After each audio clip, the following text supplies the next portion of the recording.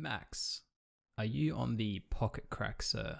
This is your 4th episode in 8 total episodes so far. I like talking about video games, all right?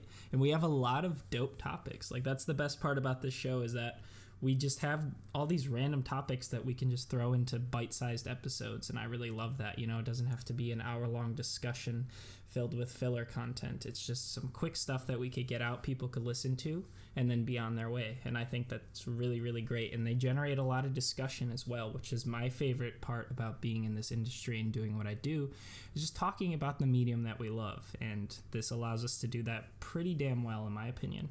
Well said. I completely agree. The format's great. It's great to chat. I love chatting to you guys about video games, and hopefully we can keep your streak of being on at least half the episodes, running along into the future. Fingers crossed. I'd be a fan. So Max, why don't you tell me what you've been up to? You've had a pretty busy week, and it's been about a week since we caught up. So right now I have quite a few games under my sleeve to review. That's been taking up a lot of my time because it's busy season. Right now I've been spending a lot of time with the Dishonored expansion, which I am a huge fan of the Dishonored franchise. And even though it's been very critically acclaimed, the games had never sold very well. I don't have exact numbers off my head, but I'm pretty sure Dishonored 2 sold less than the first game. And there's a lot of worry about the future of the series. But then when they announced the standalone expansion at E3, I know that a lot of people were excited, myself included, because we thought there just wasn't going to be another one. And this expansion really focuses on one of the biggest characters in the franchise, the Outsider, who is seen as like kind of a god in the Dishonored franchise, and he's the one that kind of gives you your powers, and he always like plays a meddling role in the main story. Even though he's never like a main character, he's a very important like side character. So it's really cool to see him sort of fleshed out in this expansion so far, and from what I've seen, it's very, very good so far. I'm a huge fan of it, and it's nice to see that if this is the end of the series, they're going out on a very high note, fleshing out the lore. This is a character that we really haven't learned a whole lot about, even though he's been there since the beginning, so it's really awesome to see that. And then also Divinity Original Sin 2, which I haven't even touched yet. It's like an 80-hour long Dungeons and Dragons RPG, but it looks amazing. The first one was amazing, so this one seems to be more amazing. It's only better. Oh my god, like my eyes are fluttering with the workload you have. Oh, that sounds like a lot. Screw that. It's fun though. That's as long as it's fun. Reviewing video games, not all it's cracked up to be sometimes. I'm glad. Back to Dishonored though. Yeah, I'm stoked that they are throwing the kitchen sink in and they're going for broke on the last one. It's disappointing that the sequel undersold though. It's very much like Titanfall 2. It's hard to hard to put your finger on why though. Like, is it just silly season? It was crowded. Was it surrounded by too many other big games? I don't know, but it's good to see they're wrapping it up correctly. Yeah, I think it was busy season because they did it like towards the end of November, if I'm not mistaken, around like Final Fantasy 15 and towards the end of it all. So and Titanfall 2 was actually sandwiched between Battlefield and Call of Duty. So that's not what you do to a first-person shooter. Not at all. But anyway, Max, why don't you open us up for the topic of the day? Because I believe you had a little bit of a tangent or a potential tangent relating to PewDiePie that you decided not to explore on the newscast, and you decided to bring it over to Pocket Edition. So why don't you open that up for us? Correct. So, as we know, last week PewDiePie was in the headlines again for doing something pretty racist. He uttered the N-word on a live stream while playing PUBG out of anger and everything like that. And as you can imagine, that pissed a lot of people off. They got the developer of Firewatch is starting to abuse DMCA and trying to take him down, and that's probably going to be sent to court and affecting a very large amount, if not all, of us on YouTube and then some. So we're gonna have to see how that plays out. But anyways, that got me thinking, yes, he said the N-word, and yes, this developer is after him, but that's more out of their quote-unquote goodwill rather than anyone forcing PewDiePie to kind of fall in line after what he's doing, especially because he's representing basically the entire YouTube platform, and he's making all of us look bad again. Because last time no, it wasn't 100% his fault that the adpocalypse happened, but it's believed that he is a large reason for that.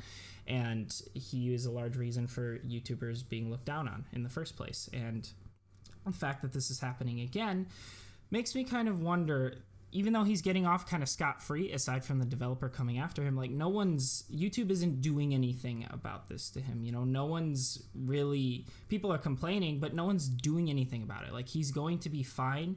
If this court case goes through, like, not much is going to happen to him. It's just the YouTube content that's going to be affected.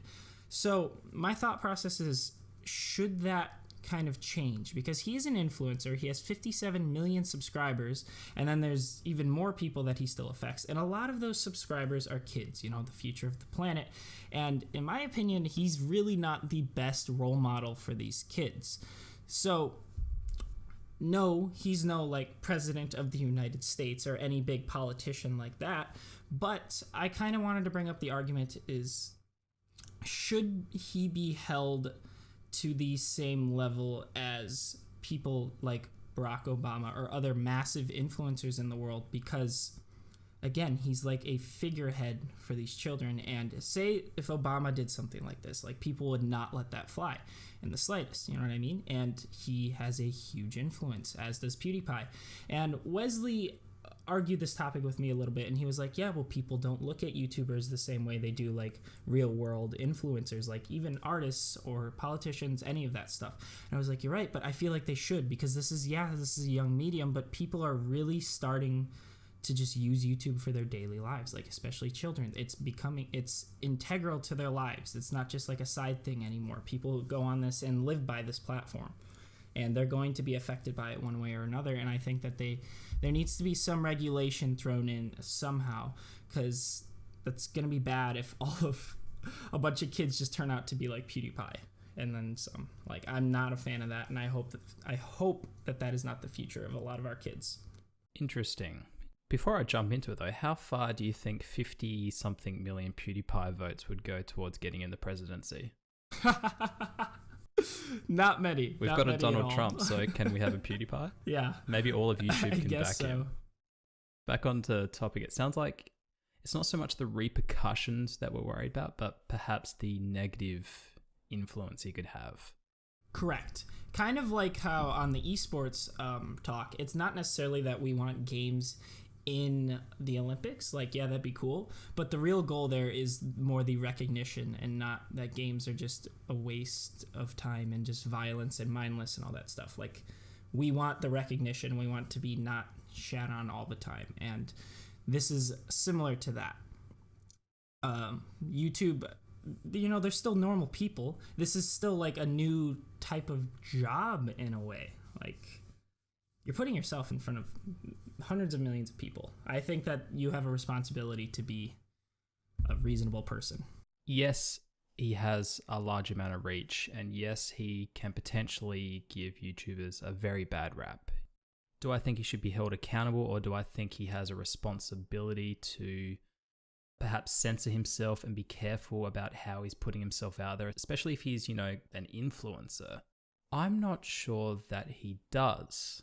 And there's two sides of this argument for me. One, there's the children, there's the younger audience, which I absolutely think need to be protected. And it's unfortunate that a large of his audience is made up of those numbers. And I think basically with PewDiePie and his influence is, if you were to censor him, would you ever truly know who he is? I look at him and his track record, all the crap where he was being branded is PewDiePie Nazi, all that crap about death to Jews, saying the N-word on stream. If he lived in this bottle of fear where he couldn't portray himself naturally, would we ever truly know who we're following? True. And I do think that to a degree that should be the case. But also, I know that people say, like, don't meet your heroes and stuff like that. And I know that being behind the camera, you still have a persona no matter what. So I would argue, do you still even truly know these entertainers? Because, like, yeah, PewDiePie, I feel like he's pretty himself on camera, I could argue. I think, yeah, he's very, very himself on there, and you do get to know a lot about him. But I feel like at that point, if he still has his entire fan base. Because I was going to say, at that point, if that's the type of person you are, I don't think you should even have influence, but he is that person and he does, so that's a moot argument. But I guess that's my worry in a way, is that, yeah, YouTube, he should be who he really is while doing his channel. You know, that makes sense. That is him. But YouTube, I guess, is still a business. It's still a platform. It's not necessarily his. If he was doing this sort of stuff like on his own website, on his own thing, representing just him, I don't think I would have as much of a problem with it. I just think he'd be being dumb. Like, for example, Notch, the creator of Minecraft. You know, he created Minecraft. Everyone loved him at first. And then he sold it, and now he just sits on Twitter, and he seems like kind of a bigoted asshole, and like people are not fans of him. But the thing is, he's not representing the entire gaming community as a whole. He's just sitting on Twitter just like spouting shit, and everyone's just like, all right, you're annoying, but like, who cares? You're not doing anything at the same time.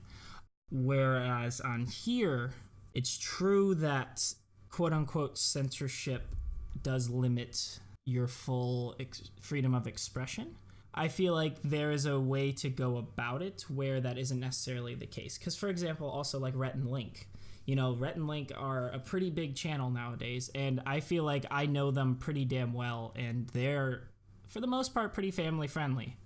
You know what I mean? Like, there is a way to go about it, and I feel like, no, there's still no regulations put in place because, again, YouTube is still a very young platform. I still think that there should be, if we want this to continue as long as we will, and if we want this to be taken as seriously as I think we want it to be. To be fair, PewDiePie did do this on Twitch, but he's known for YouTube. I mean, in terms of when you go back to YouTube, with it being putting some kind of system in place where we can protect people or perhaps get some kind of regulations in place. And let's specifically talk about PewDiePie's younger demographic now. Okay. Clearly, he's probably not a suitable role model at the very least. And like we keep saying, he's an influencer. How many kids are running around doing things based off what he does? Just the concerning part. And for me, in my head, I think the easiest way to go about this in terms of not so much censoring people, because again, I fall back to my previous argument. You know, if I'm viewing someone or if I'm following someone, I want to see their true colors. You know, I don't agree with what he did, but I'm glad I know who he is now. And I don't want to view YouTube as a place where there's kind of this veil up where I know they're entertainers, but there's that even bigger disconnect. You know, who is this person really? But for me and YouTube, I think let's have like an ESBR rating, right? Whether it be automated or not, perhaps the community contribute to rating it. You know, so let's say 25 million people come across PewDiePie's channel. They've decided that his channel is not G-rated. Let's make it M-rated, or you need parental guidance to view the channel. Now, obviously, that won't necessarily protect children, okay? Correct. And there's no way to protect them 100%. No, that's it. Kids are going to go out, they're going to make channels, they're going to use their parents' channels. You know, the parents, perhaps when they sign up, you know, you have to put your age in, and their kids are on their parents' accounts. But I think, you know, it all comes back to parenting, right? You need to be monitoring what your children are doing online. So I think for younger audiences, they should really, on their parents' end, should have accounts set up for them where they can't be exposed to this. When they find PewDiePie's channel, if it is tagged with PG or M, they can't access it. Yeah, I can definitely see that, and I think that would be a great start for YouTube to start implementing. Like, I know they have, this channel has been rated for mature audiences, I believe, but I don't know exactly how that's implemented, because I think I just always hit a checkbox and hit OK, if I'm not mistaken. I haven't come across this in a while. It feels kind of half-assed to me, kind of like Twitch. I know Twitch does that. Maybe I'm just thinking of Twitch. Maybe it's not on YouTube at all. I honestly can't remember. I feel like that would be kind of a good middle ground, especially because, yeah, like you said, there will be kids that get around it, but there are kids that get around everything, you know? There's still those 10-year-olds that are getting Call of Duty every year somehow. And you're right, at the end of the day, it is up to the parents to monitor what their children and be a part of what their children are consuming. You know, as much as it sucks, parents can't necessarily be mad at PewDiePie for the way their child is acting if they are letting their child watch PewDiePie. Yeah, there's got to be a way to put something in place to protect them from PewDiePie. You know, I think parents lift your game. Watch what your children are doing online. It's the oldest argument in the book. Yeah, I don't know. I think I've said my bit, Max. It's just fucking crazy. It is. It's a gray area. To wrap it up, Max, do you have any final thoughts on, influencers, PewDiePie? Honestly, no. I think I said pretty much all of it. Yeah, it's just all crazy, man. I'm so tired of PewDiePie. I can't wait till he just disappears for a while. Maybe he'll pull a Sean Murray and go drink cocktails on the beach for a while. But anyway, Max, thanks for joining me on Pocket Edition. Remember, guys, leave your thoughts and opinions down below in the comments section. If you liked Max or myself in particular, we'll have our channel links and the GameCast link down below in the description box. And you can also find our links on the GameCast channel, where you will also find a variety of gaming content in the form of news, reviews, podcasts, and other bits and pieces sprinkled in throughout the week. But until the next episode, guys, have a good one.